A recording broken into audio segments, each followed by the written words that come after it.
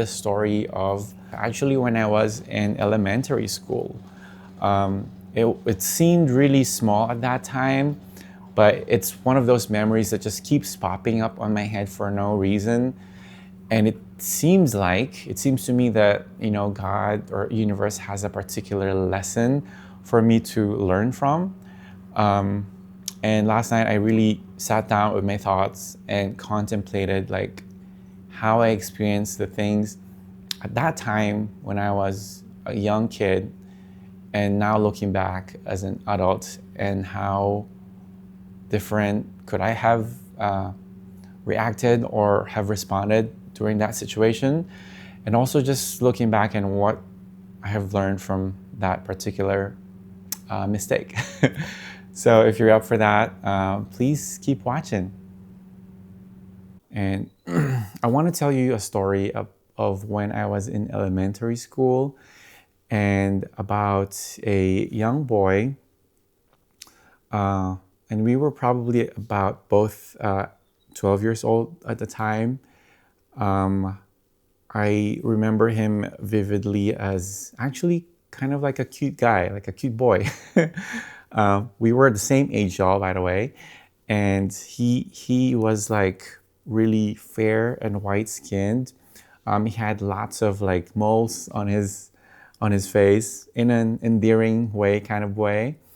And he also had like like a Mickey Mouse ears. Like I have like elven ears. Mine's like pointed that way, but his is like more like this somehow.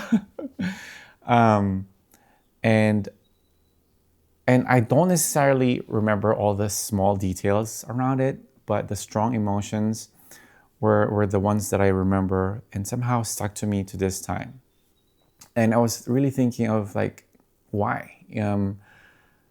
And I felt moved by the universe with the fact that this is a memory that has clung with me for 2 decades now, and there is a reason I believe that the universe wants me to remember this interaction. So what I remember is that we were actually very close friends at that time, and we were friends until about we decided that we were going to be best friends. And as you can imagine, kids, 12-year-olds, were just talking about the most the most childish of things, like really innocent topics and things that we were interested in, things that sparked us joy at the moment. But we decided that we were going to be best friends.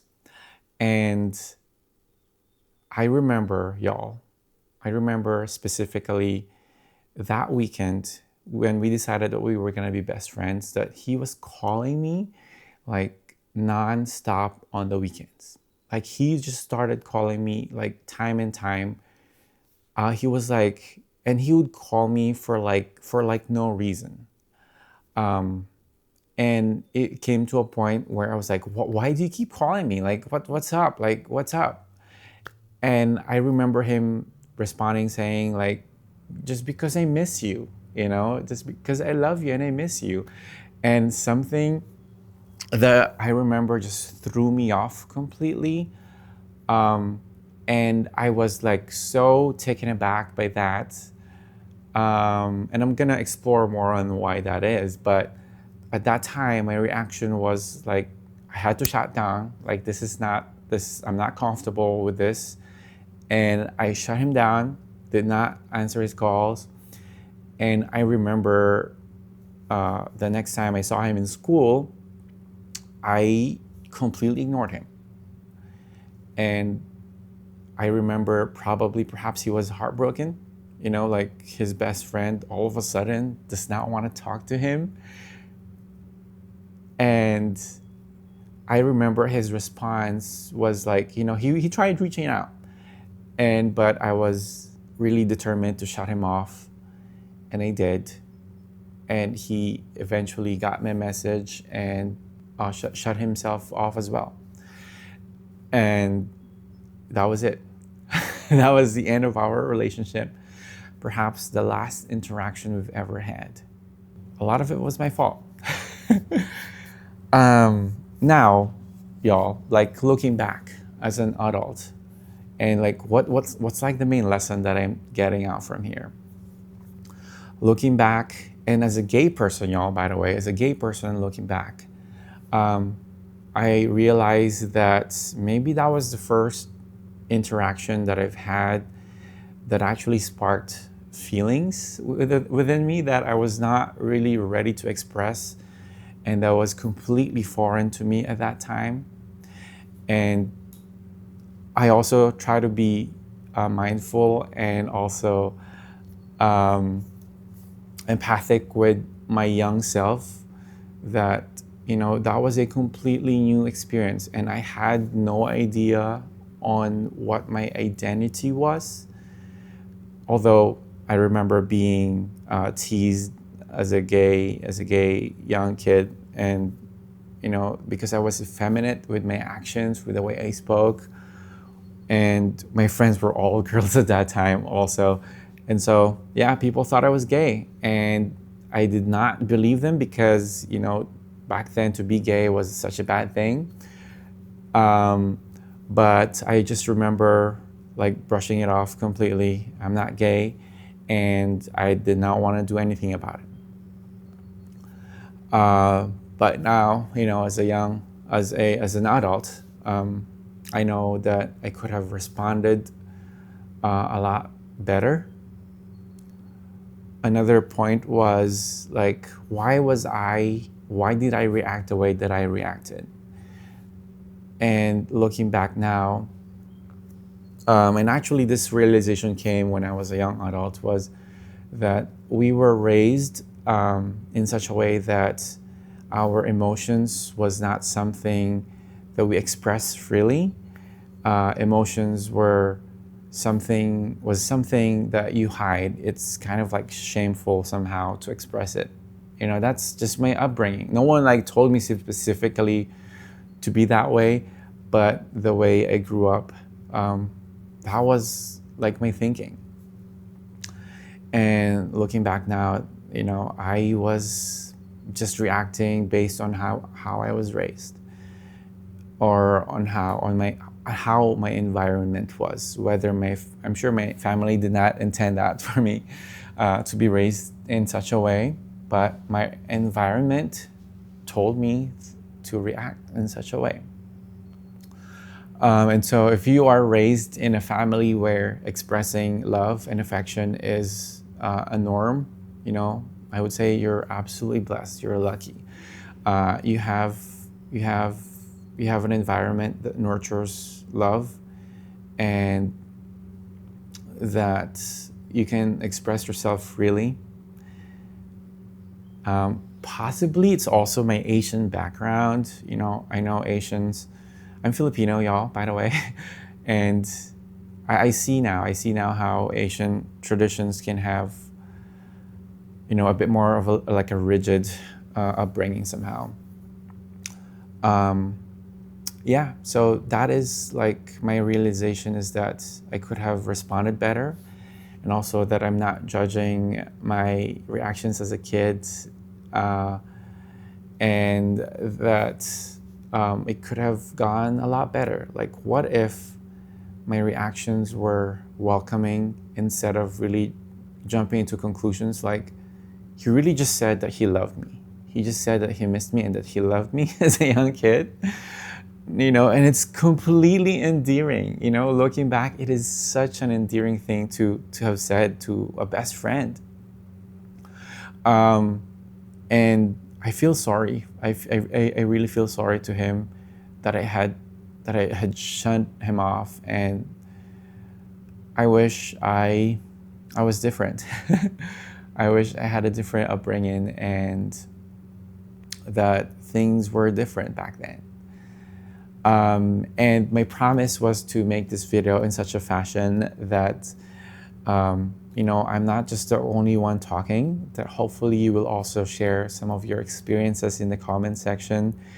And, remember, like rekindle memories in the past that keeps resurfacing somehow.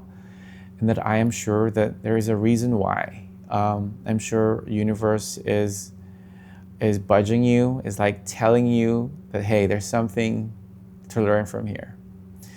And another lesson that I got from this memory is that whenever we react on such a strong emotion without completely understanding why we reacted in such a way, and without completely or really being introspective about this whole interaction, there's most likely a cognitive bias happening, and that we are reacting based on certain conditioning from our environment growing up.